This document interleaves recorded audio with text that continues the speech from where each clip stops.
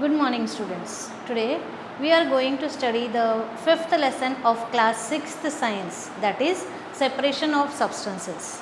Now, what do you mean by different substances? All of us know that mixture. What is a mixture? When two or more substances we have to separate into its pure form, that is called as a mixture. Now, the substances or the material which is made up of more than two components, it is called as a mixture.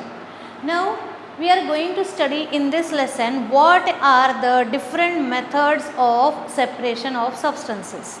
Now, the first question arises, why is separation important? Separation की ज़रूरत क्यों होती है? Separation हमें क्यों करना है? हमें सेपरेशन तीन चीज़ों के लिए सबसे ज़्यादा करना है, because we need to separate two different but useful components. मतलब हमें दो चीज़ों को अलग अलग करना है क्योंकि दोनों चीज़ें हमारे लिए यूज़फुल है. मीन्स मिक्सचर में जो दो चीज़ें हैं वो दोनों हमारे लिए यूज़फुल है पर हमें वो नहीं इस्तेमाल करनी है. So we are separating it. Now let us take an example. अब हमें एक एग्जाम्पल लेने से आपको अच्छे से समझ में आएगा. आप एक प्लेट पोहा खा रहे हो, आपको सुबह नाश्ते में पोहा दिया गया है और आपको उसमें जो कंस्टिट्यूएंट होते हैं, जो इंग्रेडिएंट्स होते हैं, जैसे मिर्ची होती है, मूंगफली के दाने होते हैं. बहुत से लोगों को, बच्चों को ये मूंगफली नहीं पसंद है, किसी को वो मिर्ची नहीं पसंद है, किसी को धनिया नहीं पसंद है, तो वो आप अलग से निकाल लेते हो. That is useful. वो आपके लिए यूज़फुल है. पोहा बनाने में वो डाला गया है, मतलब वो यूज़फुल है. पर आपको वो नहीं खाना है तो आप क्या करते हो, हाथ से निकाल कर अलग से दूसरे प्लेट में उसे डाल देते हो. That is it is separating two different but useful components. That is, we are separating both the nutrients, both the mixtures, but they are also useful. दोनों useful है पर फिर भी हमें अगर उसे यूज़ नहीं करना है तो हम उसे निकाल कर बाहर रख देते हैं. The another example we will take, अलग दूसरा एग्जाम्पल है जब आप मक्खन निकालते हैं. मक्खन, दूध, दही का मथ कर जब मक्खन निकाला जाता है तो मक्खन ऊपर से आप उसे मथनी से मथ कर निकाल सकते हो या मिक्सी से भी मक्खन निकाल सकते हो. मिक्सी या मथनी दोनों का इस्तेमाल करके आप मक्खन को निकालते हो. तो यहाँ पर मक्खन निकालने के बाद जो छाछ बच जाता है, दैट इज़ ऑल्सो यूज़फुल, पर हम उसे यूज़ नहीं कर रहे हैं. हम क्या कर रहे हैं, मक्खन को अलग निकाल कर उस मक्खन को गर्म करके हम उससे घी बनाते हैं. आई बात समझ में? Both the constituents are important. मक्खन जिस दूध से हमें मिला है वहाँ पर जो छाछ तैयार हुआ है वो छाछ भी हमारे लिए यूज़फुल है, मक्खन भी यूज़फुल है. पर हमें यहाँ पर घी बनाने के लिए उस छाछ की ज़रूरत नहीं है. उसके लिए हमें उसमें से उसे अलग करना होता है, मतलब ताकि हमें अच्छे से अच्छा घी मिले. इसलिए हमें सेपरेशन बहुत ज़्यादा ज़रूरी होता है. मतलब कुछ चीज़ों में से कुछ अच्छी चीज़ें, प्योर सब्सटेंस निकालने के लिए भी हमें सेपरेशन की ज़रूरत होती है. Second is removal of the non useful component. Removal of the non useful component. आपने चाय बनाई होगी. चाय बनाने तो आप सभी को आता है. चाय में दूध होता है, चाय पत्ती होती है, शक्कर होती है, राइट. उसे उबाल दिया जाता है. उबालने के बाद शक्कर जो होती है दूध में घुल जाती है. It is mixed with the milk as well as the tea leaves. Tea leaves जो होती है वो भी उसमें मिक्स होकर उसका कलर उसमें आ जाता है. The colour of the tea milk changes. The milk is white in color. After adding tea leaves, it changes into brown color. Reddish brown color उसका आ जाता है चाय पत्ती डालने से. Now, if you are not having the strainer, अगर आपके पास छलनी नहीं है, अगर आपके पास छलनी नहीं है तो आप चाय छान कैसे सकते हो? तो आप उसे थोड़ा सा एक काम करोगे, आप उसे थोड़ा सा सेटल हो जाने दोगे और आप उसे ऐसे ही डाल दोगे. पर फिर भी क्या होगा, कुछ कुछ टी लीव्स उसमें आएगी. तो उस टी लीव्स, वहाँ पर ये टी लीव्स आपको क्या है, it is non useful component. अब यहाँ पर ये जो चाय पत्ती है ये क्या हो गई है, नॉन यूज़फुल कंपोनेंट. मतलब उसका काम अभी हो गया है, अब उसका काम ख़त्म हो गया है. तो हमें क्या करना है चाय पीने के लिए छानने के लिए हमें स्ट्रेनर की ज़रूरत होती है, छलनी की ज़रूरत होती है। उससे हम क्या करेंगे, उस अनवांटेड अनयूज़फुल कंपोनेंट को निकाल बाहर करेंगे और हम छलनी से उस टी लीव्स को साफ करेंगे, छान लेंगे and we will drink a good tea. तो हम ऐसे अच्छा फिल्टर किया हुआ अच्छी टी हम पिएंगे। Think to remove the impurities और harmful components. Remove the impurities or harmful components. The example of this is rice, as well as some stones are there in the rice. चावल में कुछ कंकर होते हैं, गेहूं में कंकर होते हैं, तो हम सबसे पहले क्या करते हैं, जब मार्केट से ये चीज़ें लाते हैं तो उसे साफ़ करते हैं। हम उस कंकर को चुन कर निकाल कर फेंक देते हैं। That is separation. अगर हम बिना सेपरेशन के अगर हमने चावल बनाया तो खाते खाते आपको कंकर चुभेगा। So it is necessary to have the pure substance. अच्छे सब्सटेंसेस खाना, to get a pure substance, separation is very much important. तो ये सेपरेशन हमें बहुत ज़रूरी है, क्योंकि इन तीन चीज़ों के लिए, to separate two different but useful components, to remove or non-useful components from the substance and to remove impurities or harmful components. अगर वो impurities और harmful component है तो उसे हमें निकाल कर बाहर फेंकना है। अगर आपको मूंगफली के दाने नहीं पसंद है तो आप पोहा नहीं खाओगे, तो इसलिए भले ही वो डलते हैं पोहा में तो आप उसे निकाल कर अलग कर देते हो and you enjoy your dish of poha. So this is separation. Separation makes the food pure to us. Now in this lesson we are going to study some terms which are important. जो terms हमें इस lesson में आने वाली है वो terms है homogeneous, that is all homogeneous, heterogeneous as well as saturated substances. बाकी जो आएंगे मैं आपको वो जो separation of substances में जब समझाऊंगी तब आपको समझा दूंगी, but three terms I will explain you now. First, homogeneous solutions. Materials means all solutions lime water completely dissolve. जब आप नींबू पानी बना रहे हो, ठीक है, जब नींबू पानी बना रहे हो तो पानी लेते हो, उसमें आप शक्कर घोलते हो, लाइम जूस डालते हो, you dissolve it, if you stir it, चम्मच से आप उसे घोल को हिलाते जाते हो। थोड़ी देर में क्या होता है, वो सारी शक्कर जो है वो पानी में घुल जाती है। Can you see the sugar? No, you cannot see the sugar because it is completely dissolved. So these substances which are completely dissolved in water or liquid solution, they are called as a homogeneous solution. ऐसे substances जो completely घुल जाते हैं उनको बोलते हैं homogeneous. Now heterogeneous, able to see the constituents. Now if you are adding, now for example you are making आप चाट बना रहे हो, राइट, फ्रूट चाट बना रहे हो या स्नैक्स वाली चाट बना रहे हो, तो आप चाट में सारे मटेरियल्स डाल रहे हो। For example you will take a salad chaat, okay, आपने सारे प्रकार टाइप्स के फ्रूट्स आपने काटे हैं and you can recognise the different types of fruits. आप वहाँ पर डिफरेंट टाइप्स ऑफ फ्रूट को रिकॉग्नाइज कर सकते हो। आप चाहो उसे कितना भी मिला लो पर आप उसे रिकॉग्नाइज कर सकते हो। You can easily pick, if you want a grape to eat, you will pick up the grape with the help of a toothpick.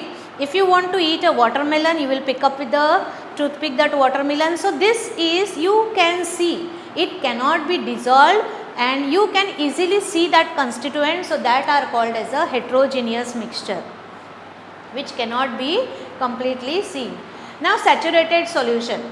Now what do you mean by saturated solution? Saturated solution मतलब क्या होता है? For example, आपने एक glass पानी लिया है, ठीक, एक ग्लास पानी लिया है, आपने उसमें एक चम्मच नमक घोला, एक चम्मच नमक डालते के साथ मिक्स करो, dissolve it, soon it will disappear, वो घुल जाएगा, तुरंत घुल जाएगा, और वापस एक चम्मच उसमें नमक डालो, try add the salt as well as dissolve it.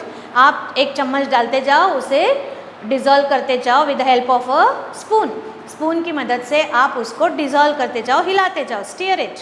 What you will see, a time will come, वो आपने 5 चम्मच, 6 चम्मच, 7 चम्मच, 8 चम्मच उसमें डाल दिया, अब आप जब अपने 9th स्पून या 10th स्पून, जब आप 9वां या 10वां चम्मच भर के उसमें नमक डाल रहे हो 1 गिलास पानी में, तो एक टाइम ऐसा आएगा कि वो जो नमक है उसमें घुलेगा नहीं.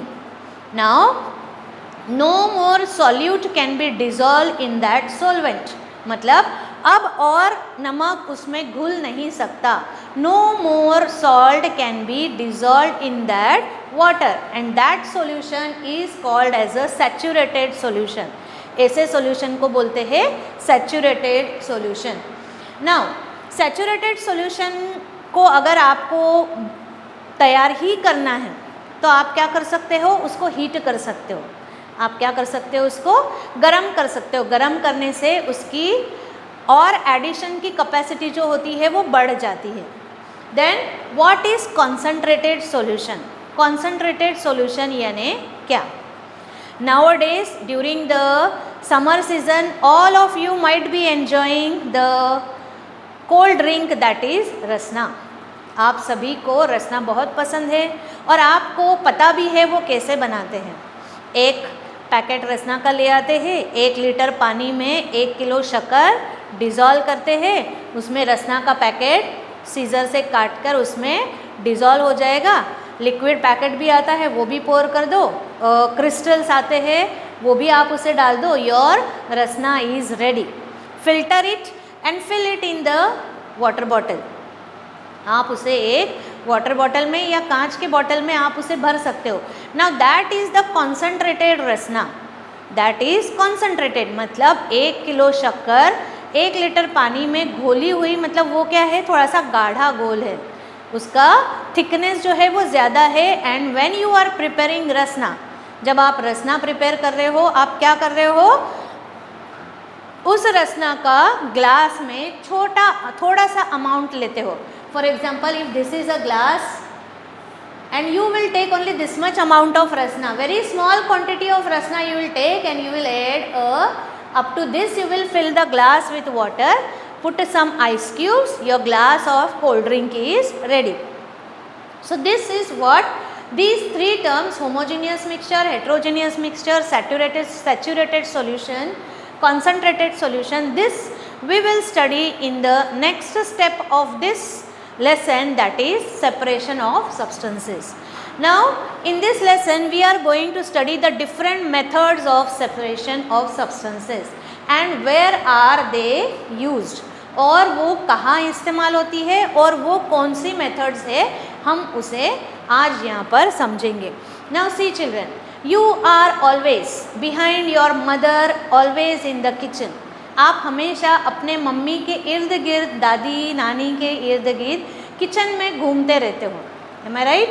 So किचन में आपने बहुत सी बार उनको कुछ कुछ काम करते हुए देखा होगा और आपको इसलिए ये जो टॉपिक है मेथड्स ऑफ सेपरेशन ये अच्छे से समझ में आएगा, क्योंकि most of all the topics are related with the kitchen work of your home.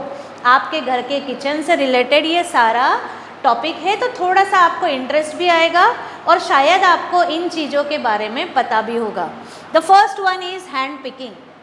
Hand picking में क्या होता है, लार्ज साइज ऑफ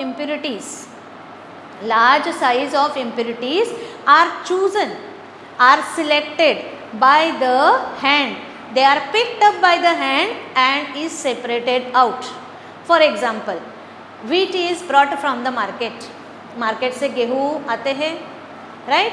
गेहूँ आने से हम क्या करते हैं, उसे मम्मी क्या करती है, उसे छान कर उसे बीनने के लिए शुरुआत कर देते हैं. बीनने के लिए मतलब शी इज़ सिलेक्टिंग और she is removing the stones from that wheat.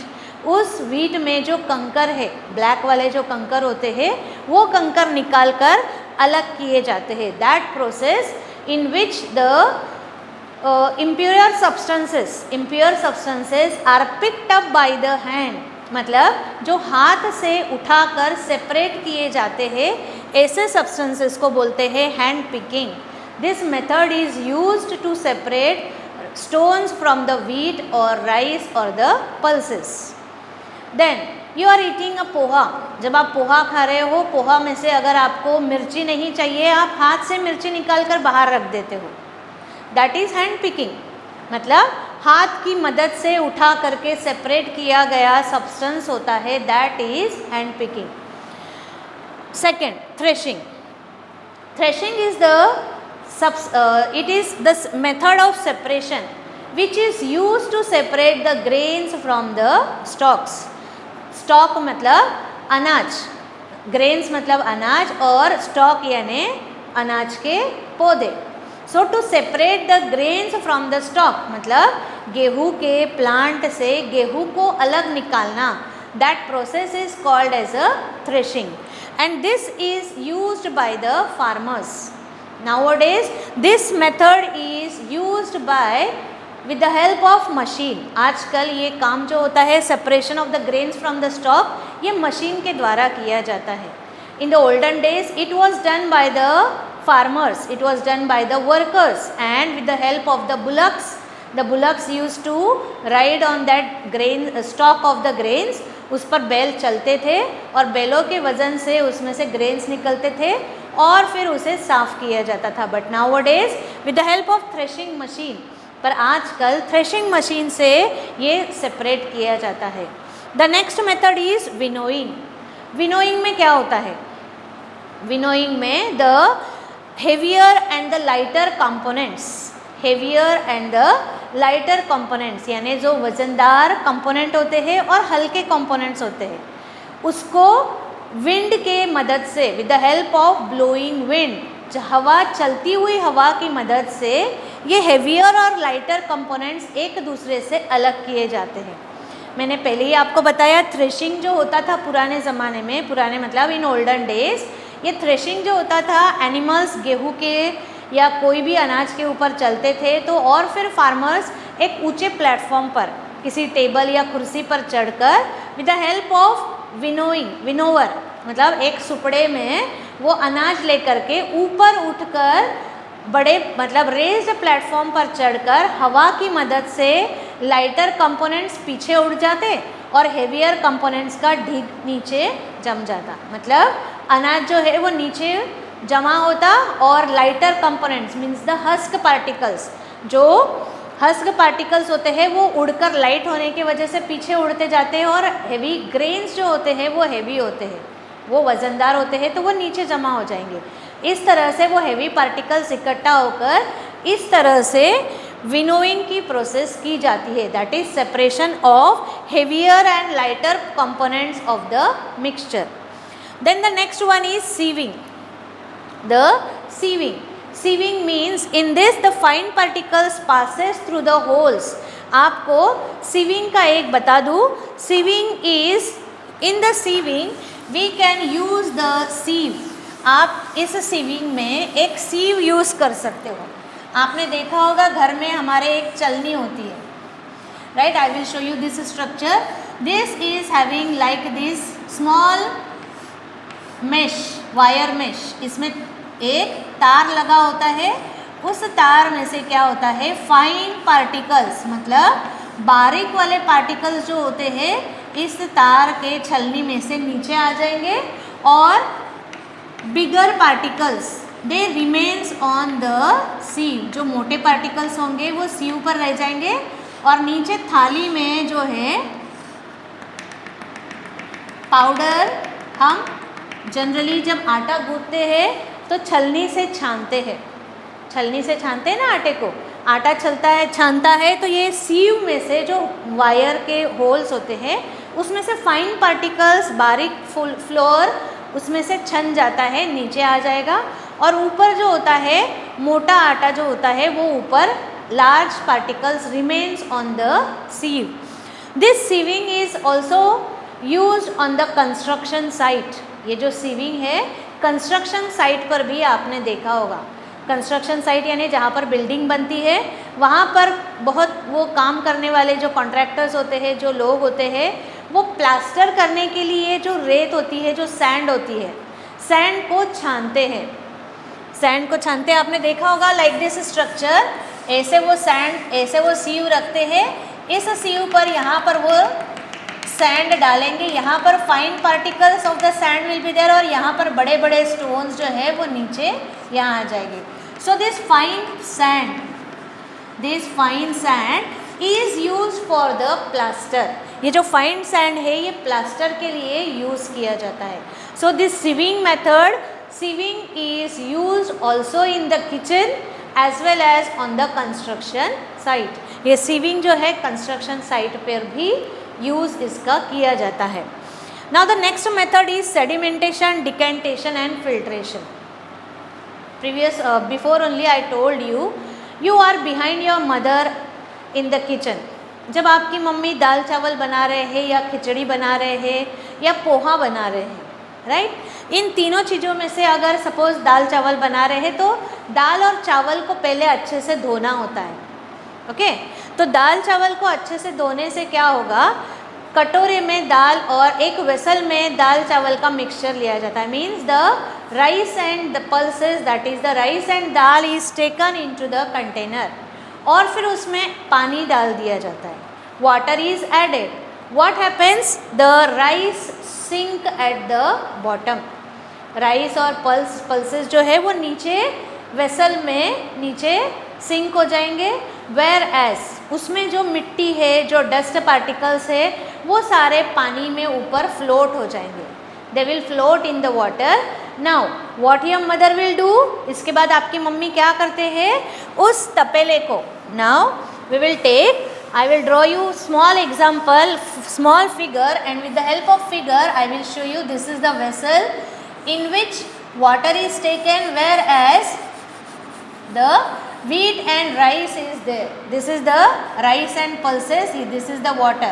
Now it will, उसे slant किया जाता है, मतलब उसे थोड़ा सा तिरछा करके, ऐसा थोड़ा सा तिरछा करके इसका जो पानी है, ये पानी जो है ये निकाला जाता है।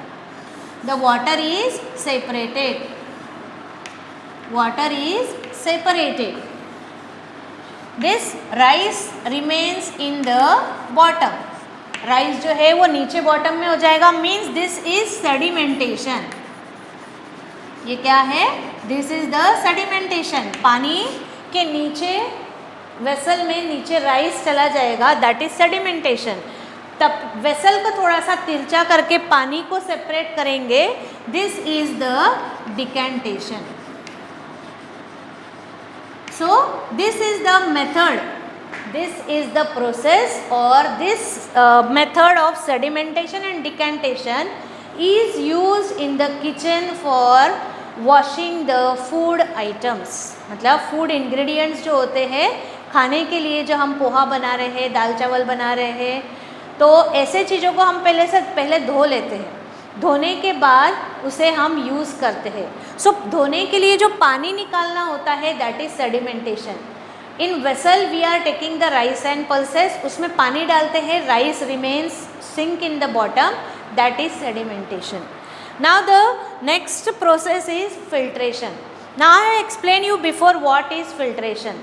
अगर आपने चाय बनाई है, ओके, चाय बनाई है तो चाय में दूध डलता है, शक्कर, चाय पत्ती डलती है। उबलने के बाद हम चाय की पत्ती निकालने के लिए छलनी का यूज़ करते हैं। We are using the strainer. हम स्ट्रेनर का यूज़ करते हैं। तो वो स्ट्रेनर क्या करता है, अब ये चाय पत्ती जो है इट इज़ नॉट यूज़फुल, मतलब पहले उबलने के पहले वो ज़रूरी थी, चाय बनाने के लिए चाय पत्ती ज़रूरी होती है, but now this has to be expelled out. अब इसका काम हमें नहीं है, इस चाय पत्ती का काम हमें नहीं है, तो हम क्या करेंगे, इस चाय पत्ती को हमको निकालना है। तो इसके लिए हम स्ट्रेनर का यूज़ करेंगे, और स्ट्रेनर का यूज़ करके हम वो चाय पत्ती को निकाल कर फेंक देंगे, and we will enjoy the tea, और फिर हम उसे टी का यूज़ करेंगे। So this is the filtration, this is the filtration method by which we can enjoy the tea by separating the tea leaves from the tea. The next one is evaporation and condensation. Evaporation is the method in which the water is converted into water vapors. The water is converted into water vapors. This process is called as the evaporation. Now you might have know how the sea salt is obtained from the sea water. Sea water से हमें नमक कैसे मिलता है ये आपको पता होगा। जो सॉल्ट वाटर होता है, नमक का सी वाटर होता है, उसे इवेपोरेट किया जाता है। इवेपोरेट किया जाता है मतलब उसे धूप में ही उसे सुखाया जाता है, उसका पानी जो है वो इवेपोरेट होता है। Water is converted into its vapour form. Water का कन्वर्शन वाटर वेपर में होता है। This process is called as a evaporation.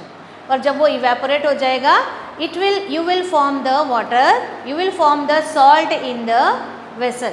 इसके लिए आप एक काम कर सकते हो, एक छोटा सा take a small vessel, in that you add half cup of water. एक आधा कप पानी आपको उस वेसल में लेना है, उसमें 2 चम्मच आपको नमक डिज़ोल्व करना है and keep it for boiling. उसे आप उस पानी को उबलने के लिए रख दो। उबलने के लिए रखने के बाद क्या होगा, the water will disappear. Water उबल कर क्या हो जाएगा, वाटर वेपर्स फॉर्म हो जाएगा, they will go up, evaporate हो जाएगा और उस वेसल में बच जाएगा white salt. This is salt is obtained by the process of evaporation. Condensation, when the water vapour is converted into it's liquid form, when the gaseous form is converted into liquid form, that process is called as a condensation. That process is called as a condensation. The next method is churning.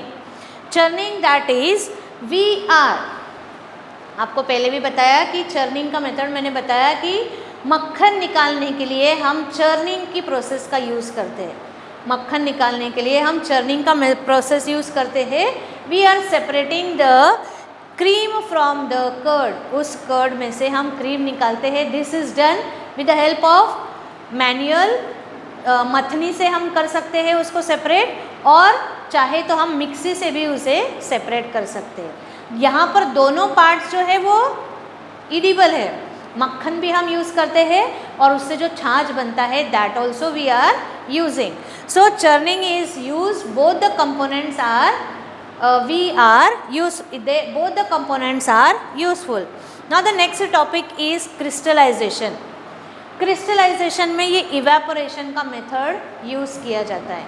मतलब कुछ crystal form करने के लिए एक थोड़ा सा substance लिया जाता है और उसमें सॉल्यूट डाल दिया जाता है। Amount of solvent is little, मतलब थोड़ा सा पानी होता है, उसमें बहुत सारा सोल्यूट डाल दिया जाएगा और फिर उसे क्रिस्टल को उस वेसल में डाल करके उसे उबाला जाएगा। एंड आफ्टर कूलिंग इट, फिर वो जो कॉन्सेंट्रेटेड सब्सटेंसेस हो जाएगा, उससे ये उबलने के बाद concentrated substance will form and that after cooling, वो कॉन्सेंट्रेटेड सब्सटेंस जब ठंडा हो जाएगा उसके क्रिस्टल्स तैयार हो जाते हैं। That is, this is also a method of separation of substances. Now dissolution and evaporation. Now dissolution and evaporation. Now first, आपको पता है कि salt is dissolved in water. You know, salt is dissolved in water, but sand is not dissolved in water. Sand पानी में dissolve नहीं होगी. Can you imagine? Will the salt dissolve in water? No. And if you add some salt to the water and keep that water for evaporation, आपने अगर इसको evaporation के लिए रखा, what will happen? The water will disappear in the form of water vapor. The water will disappear and in the dish will remain the salt. This is the dissolution and evaporation. अगर salt dissolve होता है इसलिए हम evaporation से salt produce कर सकते हैं, but you know salt is soluble in water, but sand is not soluble in water. पर पानी में सैंड सोल्यूबल नहीं है, तो सैंड सोल्यूबल अगर नहीं है तो इससे इस प्रोसेस से उसका सेपरेशन होगा ही नहीं। तो हमें सैंड और वाटर का सेपरेशन के लिए हमें कौन सी मेथड यूज़ करनी पड़ेगी? We have to use the process of filtration और सीविंग। सीविंग या फिल्ट्रेशन की मेथड से हमें सैंड और वाटर को सेपरेट करना होगा। पर salt and water we cannot separate by using the method of sieving. पानी और नमक को सेपरेट करने के लिए हम सीविंग मेथड नहीं यूज़ कर सकते, उसको सेपरेट करने के लिए हमें इवेपोरेशन का ही यूज़ करना होगा। अगर आप बोलोगे कि हम शक्कर अगर पानी में घोल देंगे and can we get back the sugar as it is, no, it is not possible because it changes its shape and size. शक्कर को आप पानी में घोलोगे तो वो जैसे ही हीट करोगे it will turn into black colour, it will turn into black color and you will not get it as it is back। जैसे सॉल्ट हमें वैसे के वैसे मिलता है, वैसे आपको शुगर उसी फॉर्म में वापस नहीं मिलेगी।